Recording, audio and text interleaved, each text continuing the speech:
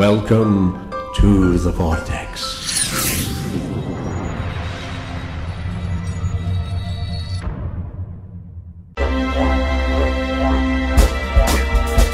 Coming up on Welcome to the Vortex, we will be speaking to Stehanie. Thank you, Muriel. Stay tuned and see how you can step it up with Steph. And also listen in on an interesting conversation about yoga. Greetings to everyone. Welcome to the Vortex. My name is Muriel Deloumeaux, and here we have today Stehanie Mansour, yoga instructor and personal trainer. Let's see what she had to offer to us today. So, thank you for having me. You're welcome. What do you do? Well, as you said, I'm a yoga instructor and personal trainer. I teach both group and private sessions for yoga, mat Pilates, aerobics with weights, abs, and spinning classes. And really my passion in life is just to motivate people to be their best when it comes to their physical and both mental health. So, what led you to become a yoga instructor? Well, I actually took my first yoga class about 6 or 7 years ago, and I absolutely hated it. I vowed never to return to a yoga studio because I came out of the class feeling my body felt not good, and I also felt a little bit weak because I couldn't do some of the poses that everyone else was doing. And so I thought something was wrong with me. But maybe about 3 years ago, so a few years after that, I decided to just test it out again. And my teacher just really focused on being with your body and not worrying about what everyone else is doing, and just attempting things and not being focused so much on the end result. Mm-hmm. So, you know, not worrying about getting your leg around your head, just working towards that. Mm. So I found a lot of peace and quietness through yoga. Nice. So. How long have you been teaching yoga then? I've been teaching for about 6 months now. I just completed my certification back in October of 2008. Mm-hmm. So I've been wanting to do that for a while, and I'm glad I finally am qualified now. And now you like it? Yes, I love it. Wonderful. I love sharing yoga with others. So you already say what was your first experience with yoga, of course, but why do you enjoy teaching yoga?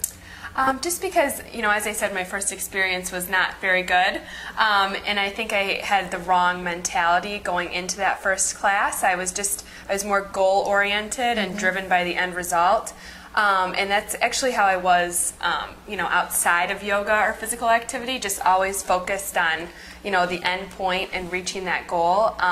But through yoga, you know, I've learned that it's not about the future all the time. It's about what you're doing right now and being present. And yoga's really allowed me to just step back and still be energetic, but, you know, just enjoy the moment right now and enjoy you know, any physical postures that yoga has. So, I see.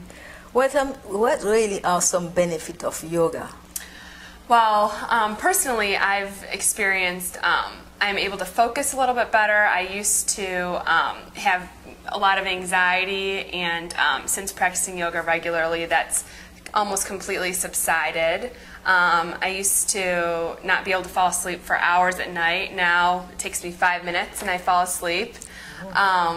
Interesting. Yes, it is very interesting. So, and when I don't do yoga, I actually feel that, you know, maybe I'm a little more anxious or uptight and unable to sleep. But also, medically, it really helps to aid in digestion. It helps with the respiratory system. The lungs actually expand, and it also helps with reduce stress and lower high blood sugar and a lot of other medical benefits. Somehow you almost answer to my next question was, what does yoga work as opposed to pure meditation and massage? Right, right.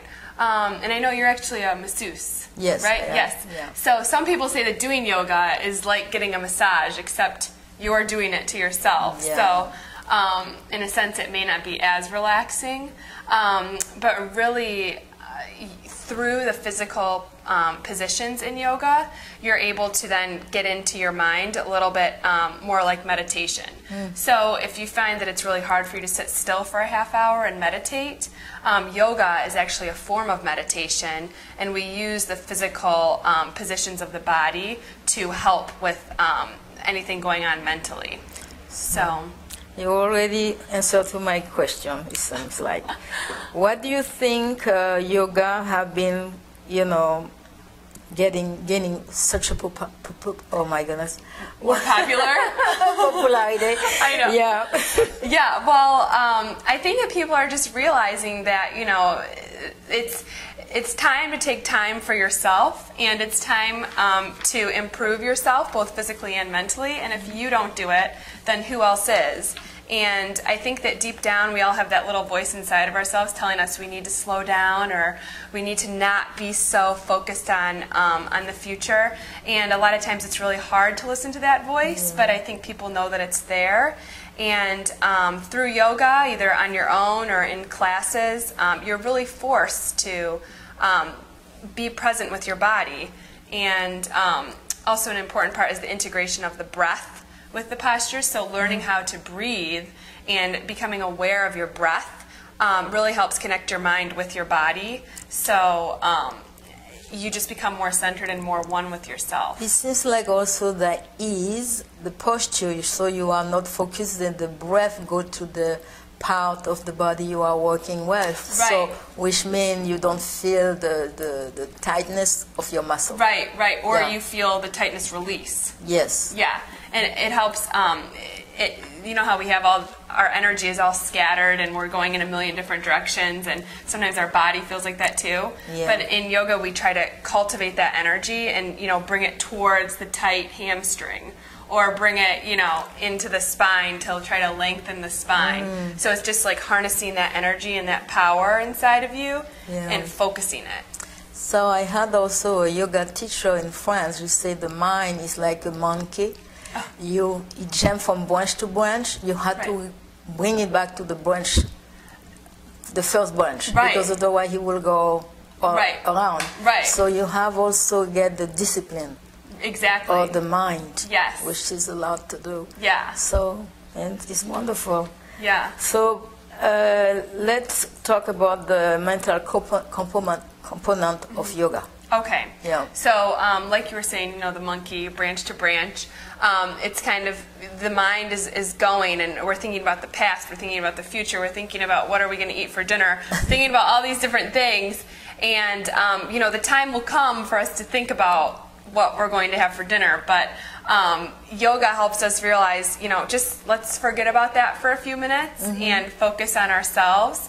And the mind will also be able to become more disciplined outside of yoga and in your everyday lives. So when you're holding a posture, for 30 seconds, and you're really focusing on that, and you're really focusing on, your hamstrings or your hips or whatever it is you're trying to release a little bit, outside of yoga, your mind will then be better trained to concentrate or focus or relax. I see.